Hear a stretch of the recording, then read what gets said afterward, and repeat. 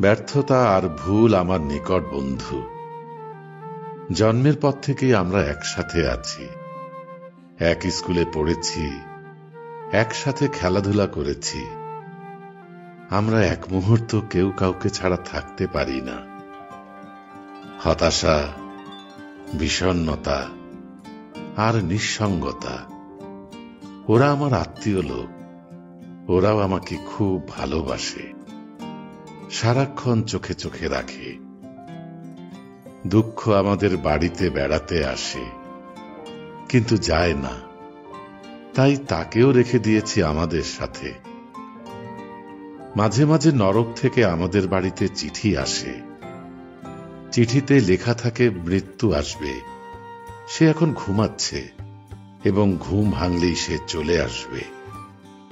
আমরা চিঠির জবাবে চিঠিতে লিখে দিই, অতিথি আসবে আসুক, অতিথি নারায়ণ, তাকে চিঠি দিয়ে আসতে হবে না, তুমি যে কোনো সময় চলে এসো, মৃত্যু শোনা।